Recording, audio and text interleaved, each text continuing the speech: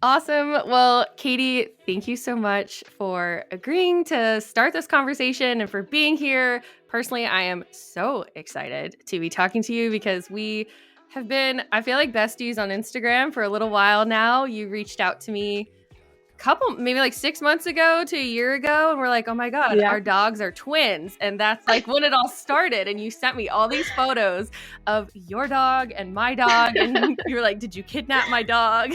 So Leia and Luna. Yes, I love it. So the dog twins. Thank you so much for being here. I'm so excited to just get talking. Thank you for having me. Yeah. So I want to give you an opportunity just to introduce yourself and let my audience know who you are, even though I know who you are, but let's give them a chance. So tell me about yourself, what you've done, what got you to where you are now, all that fun stuff. Yeah, absolutely. Well, my name is Katie. My pronouns are she, her. Yes. And I'm getting better at always trying to give people a heads up on that. I love that. Yeah, I'm 34. I'm from Southern California, but I live in Arizona now, which has been about 5 years now away from the ocean, which has just been tough. As you know, I'm an ocean lover, avid ocean lover. I would consider myself an empath. Okay. A true Gemini. My husband would agree with that. A true Gemini. And a little bit of like I'm just loyal to a fault. Okay. But when it comes to like my life, I would say I'm a wife and I'm a mother. I'm a past middle school, junior high math and science teacher. And I've been, an athlete forever. Before I got married, my husband and I both met in college playing sports. I played soccer and he played baseball. I know, right? And I love my dogs. I have 2 dogs, Luna and Fisher. Aww. And yeah, that's me in a nutshell. I love it. And for anyone who is listening and not watching on YouTube, Katie's smile is infectious. Like I can't stop smiling just because she is smiling so much. There's just so much joy that is radiating from the other side of this computer right now, and I'm about it. You're so sweet. Thank you so much. I think too, I was gonna say, I think I got connected through a mutual friend, obviously on Instagram, but I did see you on Zoo Tampa. Oh gosh. And my husband and my daughters, obviously, being, I had that small stint where I worked with marine life as well, and so I was just so drawn to that show, obviously, and my daughters loved it. They loved every bit about it, and so when I knew our mutual friend knew you too, I was like, well, that's so funny. We just saw her on this show. Oh my gosh. We were so nervous when we were filming that show initially, just because anything involving the animal field and cameras, you're so nervous. Like, totally. How is this going to be portrayed? Are they going to accurately represent what we do? Obviously, there were definitely some Hollywood moments, and like our producers, we would have to refilm certain things or like fake calls on the radio so they could get the shot. But pulling out your walkie, and like talking to no one. But I will say, everyone always asks about that rhino scene, and they were like, "Did your producer really make you say that?" And I was like, "No, that was all me." And no, those are true feelings. I literally, after that happened, I called Kevin immediately, and I was like, "Hey, I just said something on camera, and they're gonna air it." Like, and I'm going to Hollywood, baby. It's like, so does LA call me, or do I call them? Like, how does that work? How does it work? I'll get my people on my walkie real quick. And and then every single commercial, it's just that clip over and over. And Kevin is just like, are you kidding me, Amanda? Like, to relive this. Oh, it's so funny. We had the media come for one thing when I was working in the field, and it was, I just remember being like, what if one of them poops on the floor on a shoe? What if one of them because it was a live interview too, I'm like, one of them is gonna fight for their ankles, nibble at their, it's almost feeding time. Like, we've got it. That's how it goes. I mean, animals are unpredictable, and that's why I always laughed when people were like when I worked with dolphins, they're like, oh, can you make it jump? And I'm like, I can ask him. And he's probably gonna look at me and be like, I know how many fish you have in that bucket. No. I have counted. I can smell. I can hear the ice. I can everything. I know all the tricks, lady. Right. Well, I think that actually accurately represents like working with animals versus, I feel like, working with children. And a lot of people don't realize that a lot of people, when they leave the animal field, actually become teachers, because a lot of the skills that you learn while working with animals and marine mammals directly applies to working with kiddos. Right. Well, and also being on that stage with animals that are unpredictable. I mean, children are unpredictable sometimes. Oh, yeah.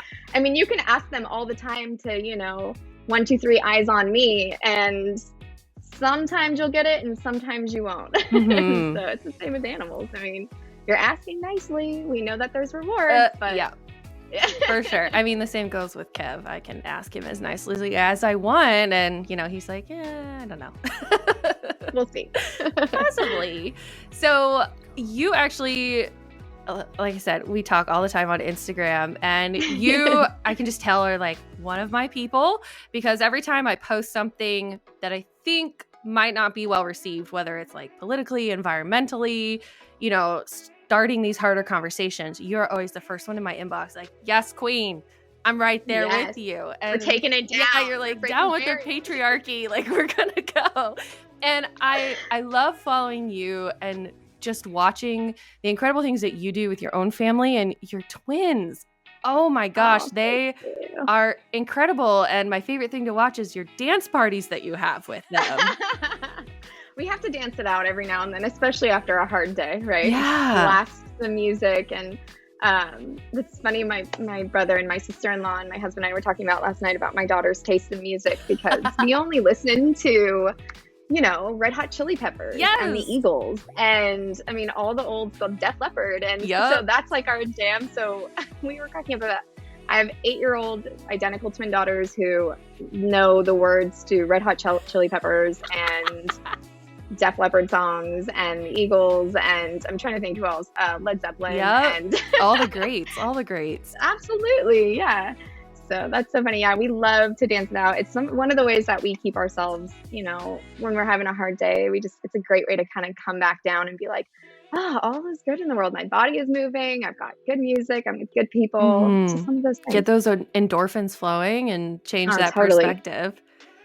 Yeah. I love that. Absolutely. So you had reached out to me and you gave me a whole bunch of topics that you were passionate about and wanted to talk about. And I feel like all of them go hand in hand. But a couple weeks ago, I had brought up a conversation on my Instagram story just about, modesty and giving kids autonomy over their bodies and letting them start to make choices about how they want to dress, and that balance of training your children to be respectful, but also knowing that as women, their bodies are not pieces of property. And it's that very thin line that a lot of people are very hesitant to bring up and talk about. And I would love to just give you the floor to share with people what you've done as a mother, what's worked, what you're still trying to figure out, and all of that. Right? Absolutely. I mean, as parents, I think every day we're still trying to figure it out. Sometimes it's hour to hour. Yeah. And with twins, it comes with a twist too, because they're so different. They're two different people, but yet they're always associated together by everyone.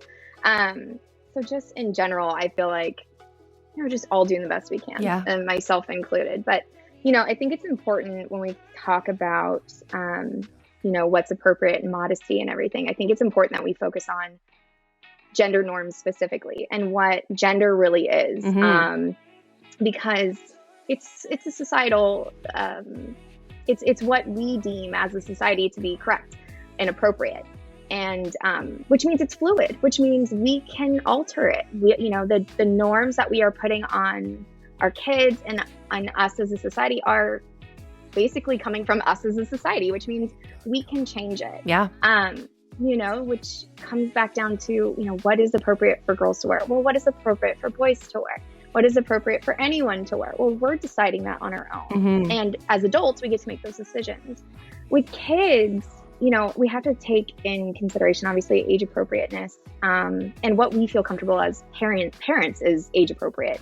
What I think is age appropriate to for my 8-year-olds might be different than what somebody who has a 16-year-old or a 6-year-old or a 2-year-old might deem is appropriate. But I think it's important that as a parent, especially when my kids are 8, I'm in control of what is purchased in the home, but I'm not going to, as far as their clothing, Mm-hmm.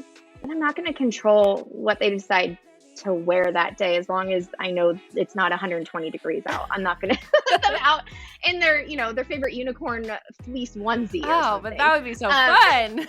I know, right? And don't get me wrong, they try. And so I'm usually like, hey, that's a really awesome outfit. I love the fleece unicorn onesie. I am a super fan. Mm-hmm. But it's 120 degrees outside. It might be 75 in our home, but it's 120 degrees outside. I think maybe we want to take another look at our wardrobe. And just giving them the option and being honest about the environment and what's going on outside. I mean, because they're 8, they're not going and checking the weather app. Yeah. They're not checking. So they're just like, I want to wear this. And so I think being honest with them about, hey, I love it, but we can try something that's going to make you more comfortable today with what's going on outside is important, instead of just laying out their clothes and saying, this is what you're going to wear. This is what you have to wear.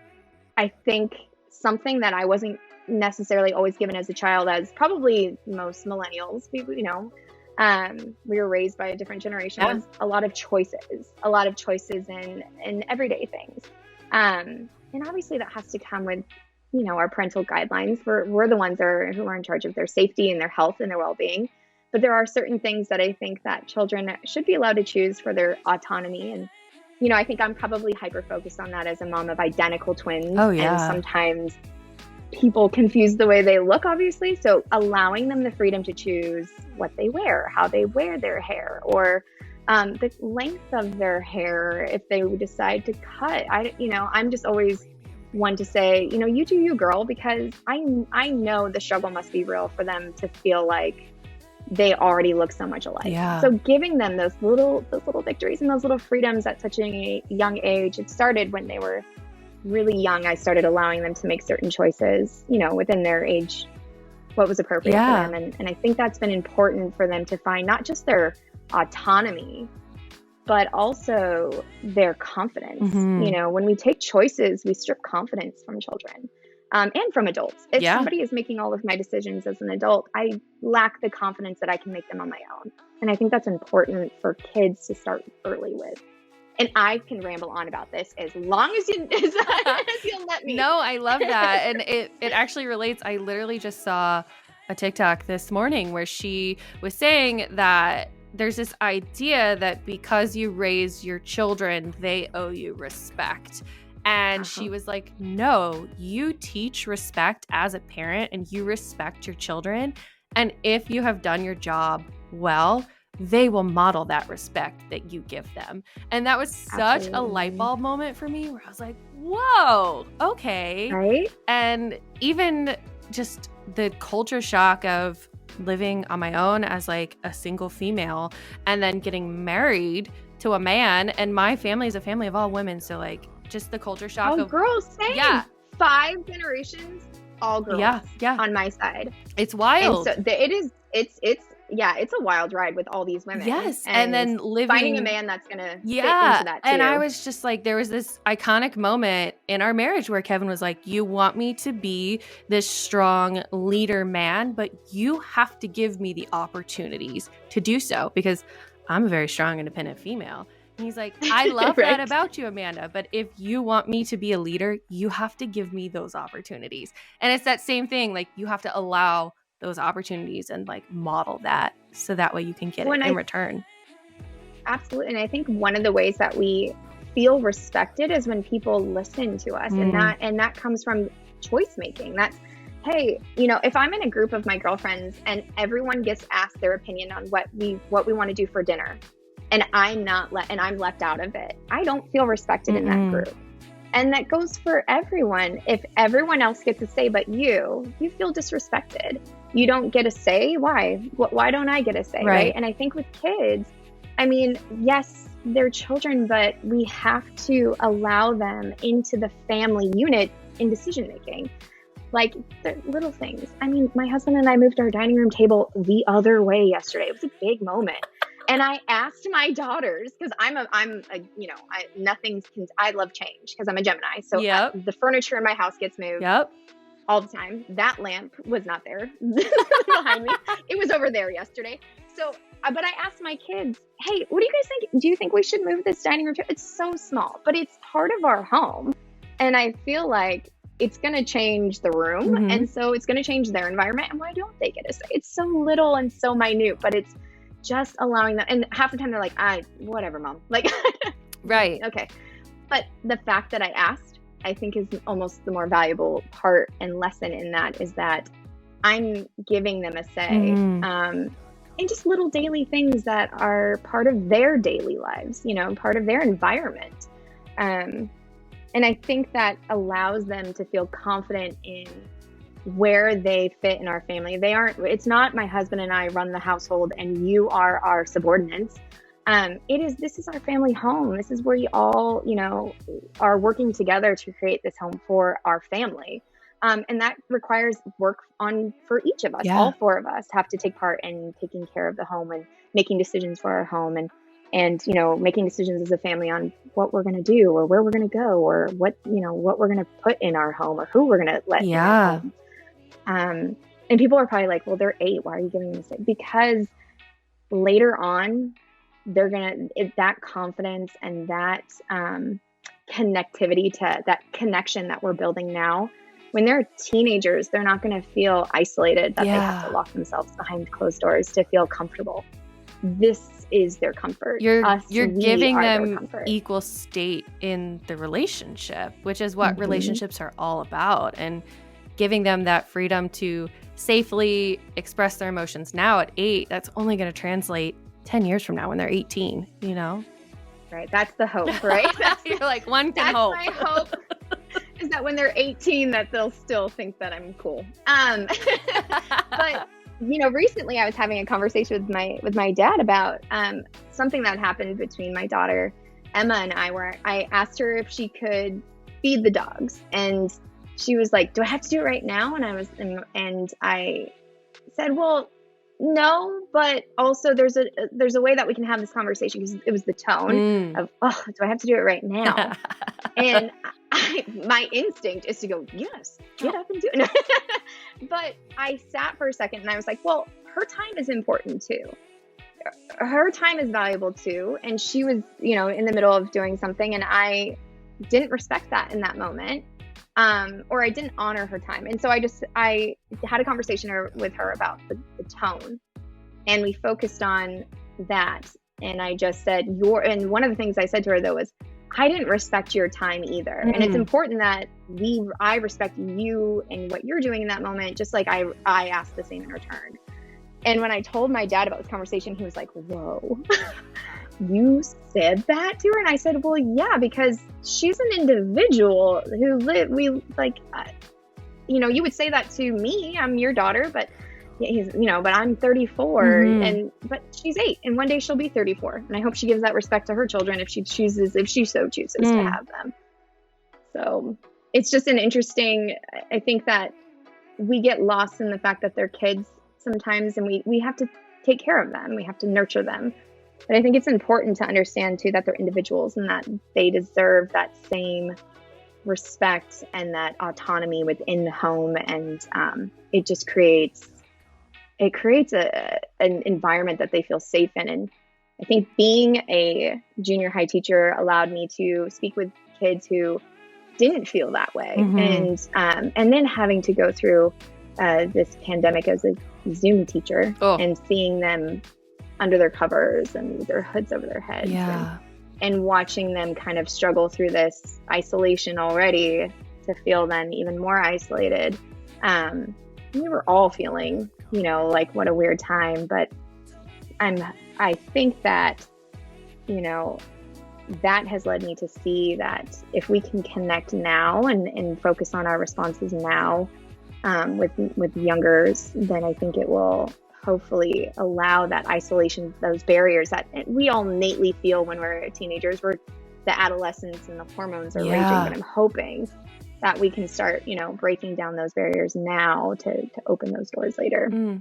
And I think so too, that studies have shown that kids are far more perceptive than what we give them credit for. And they know when parents are fighting behind closed doors, and they know when the mood and the attitude has shifted. And I feel like just cluing them in a little bit more on that gives them a fuller picture and gives them the ability to adequately make their own decisions in that sense, and have the full picture of what's going on. And I love what you said earlier about being honest about the environment. And I know that's something you're super passionate about as well too, is cluing your kiddos in on, hey, climate change and the ocean's on fire right now, and Germany's flooding, and all of this stuff is going on. So how do you balance the darkness of the world and conveying it in a way that doesn't want to make your children not ever go outside again? Right. Oh my gosh. Right. Because there's days, the last year where some of us, we're like, we're going to be inside forever. This is very dark and scary. And having to find a way to communicate with, kids that the world is a little dark and scary right now, but that doesn't mean it's not going to be this way forever. I think that's important, to be honest with them about what's going on, but also to be optimistic, because, it can seem dark and dreary as adults. And so it's important to process that, in a way that's appropriate. I think when it comes to being honest about climate change and about, what's going on in the world, I have never veered away from the honest conversations with my kids in a way that obviously is going to make sense to where they are in their age. But I think showing them, and being, that I was a science teacher for a while, being able to show them real scientific things that are, that fit their age, or, and just being able to sit with them and say, like, this is what's going on, but look, these are things we can do to make it better. It's encouraging. It's not, look at what's happening, this is terrible. Yes, look at what's happening, and this is terrible, but also look at the little things that we can do, or that we are doing, or that those people are doing, that's encouraging, and that's going to bring us to a better place. I think it can be an honest conversation with hope, because, as being, somebody who cares about the environment deeply, that's always been my thing, is this is hard to see, but I'm hopeful. I'm really hopeful that things can turn a page. But when you see, that the ocean is on fire, and that, just recently there was that oil spill off of San Diego coast, which is very near and dear to my heart. I grew up an hour north of there. And watching some of the videos, it's hard. My daughters are very, very interested in real scientific facts. I mean, right now, cool. Right now they're entering third grade, which I'm sure they'll read, the chapter books, and I think we read like Ramona and Beezus, or like the Babysitter's Club, right? Those kind of books. But they are just not into the storytelling, so it's been kind of a struggle. But I bought them Pocket Genius books. Cool. Which is like these little mini like science books, and they love them. So they've just always had a passion from a very young age. And I think part of that comes with both my husband and I, always wanting to be outside and in nature, and having conversations with them and being honest with them about it. And then that's kind of always just been something that they've instinctively been drawn to. And so I love hearing them talk, though, with their little friends about, like, did you know about this? And did you see that? Like, I can't get them off of Shark Week right now. Yes. But I think that, being honest, and that goes with everything. I know we were talking about gender roles and gender norms and stuff. And I think being honest, I've been very fortunate. I come from a very diverse family, divorced, and I have siblings, and, my siblings don't fit your stereotypical gender roles. I have a brother who's a hairstylist. I have a brother who's a flight attendant. Yes. I have a sister who's a national park ranger, law enforcement. Cool. I mean, so it's been really nice to have people too in my life who don't necessarily fall into those societal norms that, and just being able to have conversations with my daughters about like, look at how cool this is, that your uncle or your aunt is doing this, because that's not seen everywhere. Yeah. And, I think pointing it out, always pointing out, whether it be environmental things, whether it be, political things, whether it be feminist or, whatever it is, pointing it out and calling it what it is important. Because it then drives conversation and questioning. Yeah. And an inquiry. And then I can answer their questions openly and honestly. And I'm then driving the conversation with them, which I know I can create, a safe place to have conversation. Right. And I think it goes back to just that notion that, again, with the autonomy and teaching them that every action has a reaction, and what you do impacts the people around you and the world. And even if it's something like conservation or politics, who you vote for impacts people around you. The way you dress impacts people around you. And just knowing Absolutely. that you play a vital role in your environment, I think is huge. Right. Yeah, absolutely. Being that, because you can feel small when you're a kid, Oh, yeah. but, giving them that autonomy, like you said, and like that power of an empowerment of, yes, what I am doing is important, and I'm important, and I matter, and my feelings are important, and I'm valid. And I think that's a gift that we all wish we probably had when we were younger. Yeah. I think that's such a great point. And I think, going back to like what we were talking about with, respecting their time, and respecting their decisions and their choices in the house. That's also something that, we strive for so much in this home, is when there's a big emotion, or there's a disagreement between them. One of the things that I always say to them first is, what you want is important. Because I have one of my daughters is a little bit more acquiescent. She'll acquiesce to the other one. And not that that's bad. I mean, being someone who's, I'm just not really willing to be in conflict. It could be a great trait to have, but also I don't want her to feel as though what her needs are not as important as her sister's. So it's important that we always say, what you're going through, what your emotions are, and what you're feeling and what you need right now are just as important. We can come to an agreement with your sister about what it is that you want to. And, giving them the tools to speak their needs and to acknowledge their needs away from me, I think is important. And that takes so much repetition. I still worry that every day, if there's something going on and it's, we're trying to calm down some nerves, or, we're upset about something, and so we're doing some deep breaths and we're talking through it. It takes so much repetition of that for me to feel confident that they'll still use those tools out in the world, and be able to be like, okay, I'm okay. Checking my heart, grounding, checking my fingers, grounding myself. That's one thing we do is wiggle your fingers, wiggle your toes. Is your heart pumping? Are you breathing into your nose, out through your mouth? Just things like that. And I want to make sure those are used outside of our home. And so I think just repetition, and also modeling it. Yeah. I mean, there's times where I'm like, oh man, I'm just so frustrated. I need to count to 10. And so I will actually say that out loud and just be like, I'm really frustrated right now. I need to just step aside and count to 10. And they're like, oh my God, what have we done? No. What have we done? But even I feel like those are great opportunities, because we're all human. We're all going to mess up and not utilize those tools. So then you can in turn say, hey, what I just did was not what we talked about. I apologize. Let's figure out how we can all be better in the future, Oh my gosh, Thank you. Right. And thank you for saying, and I apologize. I think as parents, we forget that we can apologize. And I apologize all the time, every day. Every day there is something that I feel like deserves even just a miniature, like, hey, I'm sorry. I was stuck on the phone and I know you needed me And I was a little bit longer than I realized I was going to be. I'm so sorry.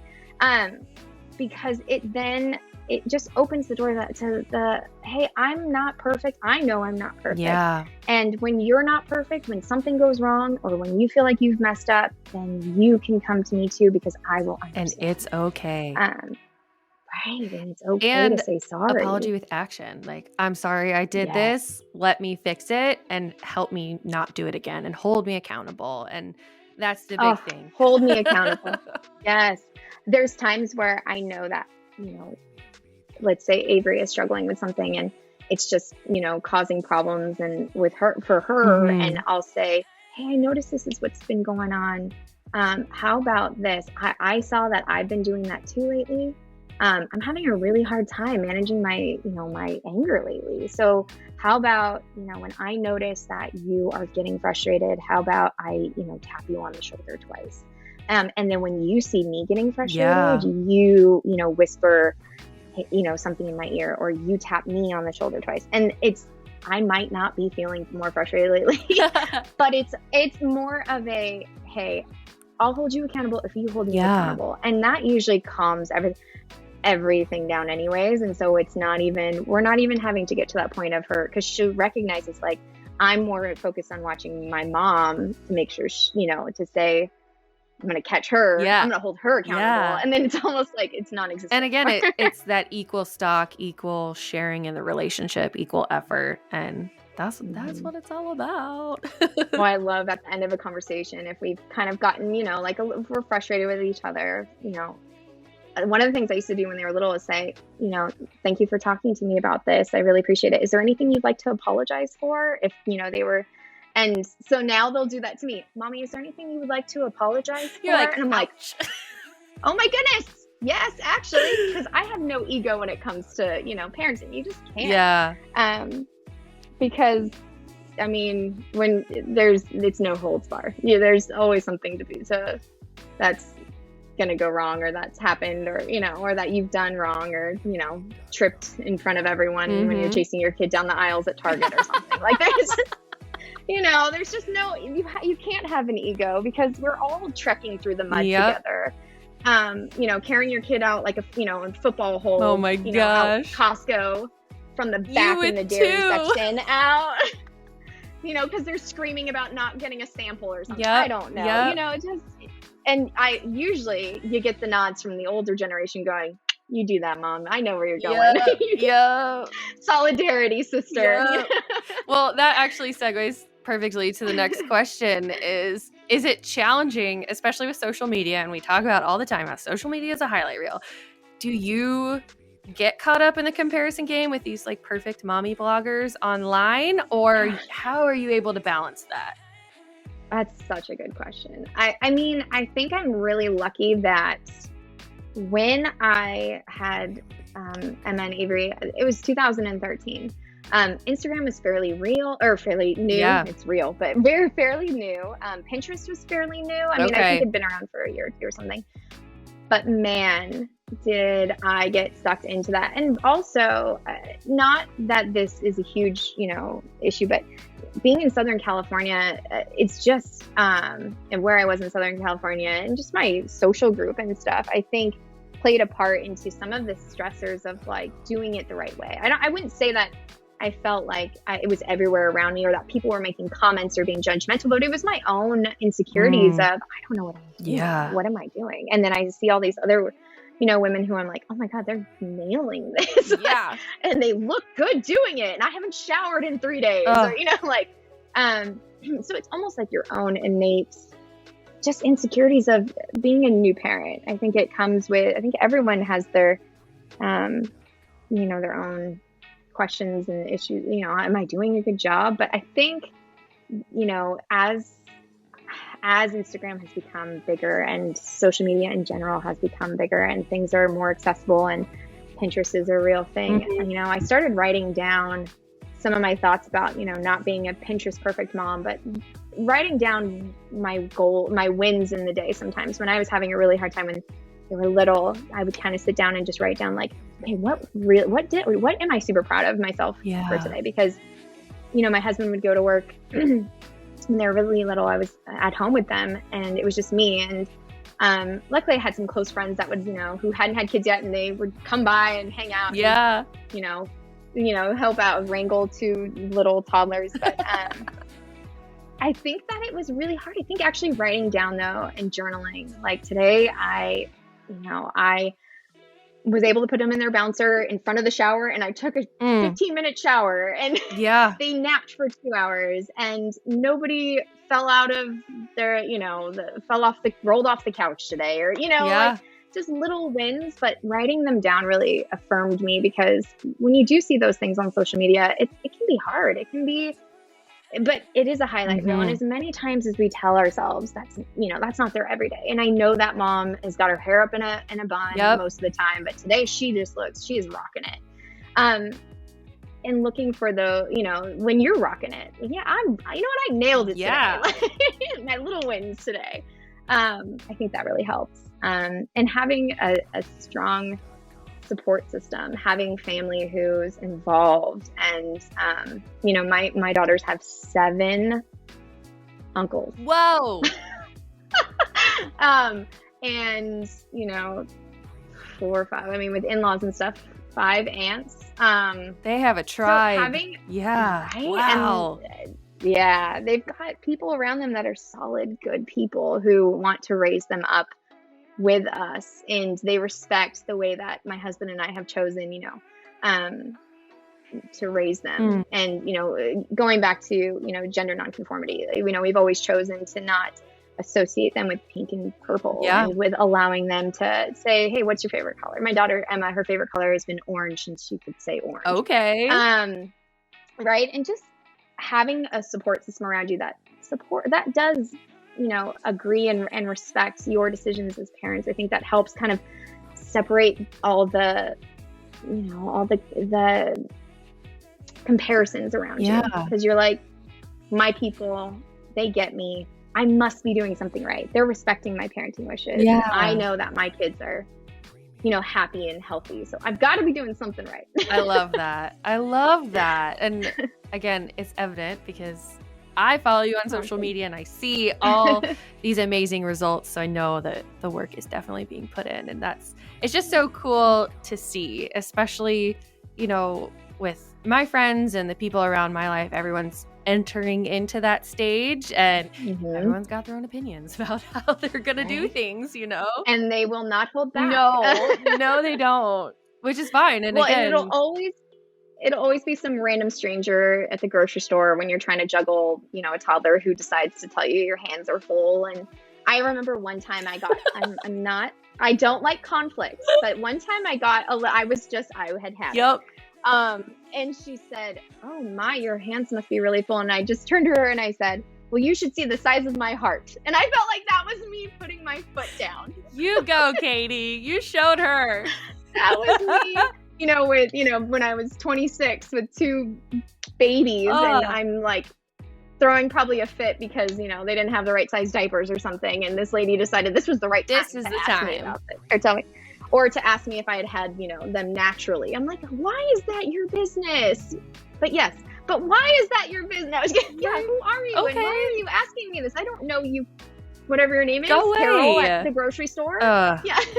Oh my gosh. Well, and I think that parents in general just get, moms always, you get just questions from strangers, and you're like, oh man. Well, I don't know you. I don't know why this is okay to ask. I think it goes back to what we were talking about. It stems from everyone being insecure and everyone literally not knowing what they're doing or what they're supposed to do or what's right. And I've heard all of my friends say is all you can do and hope is hope and pray that you've done it right and raise them the correct way, and they could still grow up and hate you. And, all you have to do is just trust that you did the best you could with what you had, and hopefully someday they'll understand that. And it's like trying to raise kids to like grow roots, but also have wings.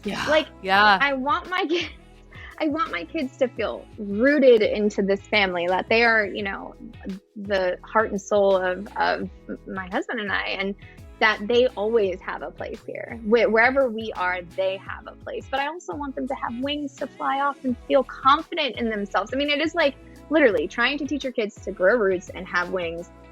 I don't know if anyone knows how to do it correctly. I just think we all just have to like love on them and show them respect and have hard conversations when we can with them and be honest. And that's like, I'm hoping that is the recipe for success. And we'll have to find out, I guess. Yeah. Well, that brings me perfectly to my last question is, do you have any advice to give to anyone listening that is currently in the situations you've discussed, or even parents now that have adult children but still want to maybe make up for some lost time? Right. I think that my advice would be have no ego, right? Your kids, you love your kids more than life itself. And as hard as it is sometimes to be like, oh my gosh, they're questioning me. I think putting that aside and really showing them the love and the care that you would hope for your younger self, whether you got it or not, you know, in your tough times. So I think that's huge. I think being honest, calling things what they are, whether you're in public, you know, when I see something that is wrong, I point it out. When we see things that are fantastic, you know, I call it out. Yeah. When things are beautiful, when I see a family that is unique and wonderful, I point it out. When I see a girl who looks different than us but is rocking whatever she is rocking, I tell her, and I make sure that I tell her and that, or him, you know, like, I think that's important to model that. Modeling it, yeah. To model that kindness to everyone, and point things out. And I think apologize. I know that goes with ego, but just allow them to be a part of everything. Open that door to have those conversations, and because it will pay off in the long run, even from a young age. I think that's important. I think, you know, in modeling kind conversations with each other and understanding emotions and validating emotions of littles is important. I think, let me wrap that up. Ego. I love it. No, it all literally goes hand in hand. And I think you said it perfectly. For sure. Thank you. Yeah, I think there's so much. Like, I think I just word vomited everywhere, but I'm just so passionate about making sure that everyone feels cared and loved on. And I think that would change our world. That would change the whole world if we would all just understand and accept that everyone just wants love and caring and kindness for who they are, not who everyone wants them to be. You know, I read something the other day that was like, I know people think like my political stance and my activism is sometimes harsh, but it really comes from the softest part of myself, which is I just want everyone to be okay, because I want my daughters to live in a world where everyone is okay and everyone is loved on, because I want them to love on my daughters. I got goosebumps because that's what it's all about, is you just want everyone to walk down the street and feel fabulous and be okay with that. Right? And confident and loved and appreciated and validated and all of it. Right? All of that. All of the things. All the things. Oh, all of the things. Katie, thank you. Like, I'm a 34-year-old girl or woman. I should probably call myself a 34-year-old. I hate that. It's like I get offended. Don't call me ma'am. I get offended when people call me ma'am or Mrs. Young, but then I'm like, I guess I'm not a girl anymore. Like, I'm a man. Am I a lady? I'm a woman. What am I? Yeah. Like, I'm she, her. I'm 34 and I'm rocking a dinosaur print t-shirt. I love it. So, I mean, I'm 28 and I have a rainbow choker and a rainbow room behind me. So like, whatever. And you're rocking it. Like, yes. Love it. Oh, well, thank you so much for taking the time and just having this conversation. It was incredible to get to talk to you. So fun. Like this. I feel like this just confirmed our friendship that I already knew we had, but 100%. this is it. 100%. I appreciate you so much. I want to give you an opportunity to, if you feel comfortable, give people an opportunity to find you online and follow you. And so this is your chance to plug whatever you'd like to share with people. Yeah, absolutely. So my Instagram is Katie3Davidson, and you can find me there. That's really the only social media I have, because Facebook started when I was in college, and I was a firm believer it was only for college students, and then it didn't happen. So Meanwhile, I was the kid that like lied on my birthday in high school to get it. Yeah, that was me. My sister did the same thing. My younger sister did the same thing, and I was like, wait, that's my younger sister. What is she doing on here? This is only for college students. Yeah, back when I had to have an @edu email. Yep. And I feel like back then it was invite only too. Like it wasn't open to just everyone. You had to be invited. Oh, yeah. Back then. Oh, man. And I had the MySpace top 8. Yeah, I was not allowed to have MySpace. I had to beg for Facebook, literally beg. And my parents didn't know that it was for college only because I was like 16. That's so awesome. I love you, Mom and Dad. Such a rebel. Yeah. Right? Well, pink hair, you know me. I always have to. I love it. I always have to remind them that I wasn't a bad kid, even though I like rebelled, and I put that in air quotes. I didn't actually do anything bad. My rebellion was I got my nose pierced in college, and I was playing soccer, and my mom showed up and was like, "Don't you dare come home and show us that." And I was like, I was a bad kid. How dare you? How dare you? Right. Well, I was raised by boomers. So, again, my mom and my dad, they're like, I don't understand. And like my poor mom, her name is Karen. That's her name. And she's just like, what is Karen? Like, I don't get it. And I was like, Well, my mom is Kathy and Catherine, and we say that Catherine is actually Karen's manager. There you go. She is very much. There you go. I would say she's Karen. What we call Karen. She's already the manager. And I'm just like, Mom, it's not like they met you personally, but it's just another stereotype, and it's every generation makes fun of a generation. I'm currently getting hassled on TikTok because I'm a dumb millennial, so it just. Gen Z's coming. You know what? They need to leave my side part and my skinny jeans away. They need to take that out of their mouth because, one, I need the skinny jeans to tuck it all in, and two, I mean, I kind of have like a center. You do. You're rocking it. Kind of got the Gen Z thing there. But they just need to leave me alone. Leave me and my friends alone, okay? Well, and again, I want to like Disney, and I want to sip my wine and have wine time and charcuterie, and I want my adult Lunchable. Yes. That's what I want. Oh my gosh, yes, my bento box. But it just goes back to, letting everyone do them and realizing that your generation and everyone in your generation maybe didn't make the best choices, and those younger generations are holding us accountable. And ego. It goes to the ego. It's the ego. It goes back to ego. Like, ooh. We cannot have ego, but I just want them to let me have my skinny jeans because I truly need them. That's fair. I think I can't do the mom jean thing. They look so cute in them too. These Gen Zers, I see them all the time, and I'm like, they look adorable. And then I tried to buy a pair, and I was like, I look like I don't fit in here. Like this is not okay. I look like the ladies from SNL with the mom jeans, where it's like, and they're walking around. Oh man. I look like I'm trying too hard. I just can't. My dinosaur t-shirt is where I'm staying comfortable with my skinny mom jeans. It's a solid choice. Skinny jeans. Well, Katie, thank you so much. I appreciate you, and I'm just so grateful that you took Thank you so much for letting me just spill my guts on here with you. I've had so much fun just talking your ear off, and I appreciate it so much. I mean, I feel like the conversation went both ways for sure, but no, I feel like I just talked your ear off for an hour. I love it. But I have had so much fun. Thank you so much. I really appreciate it. I really we should just do this all the time. I love this. Hey, this is so fun. I'm here for it. We can bring you back for more episodes. I'm down. Yes, love that. I would love that.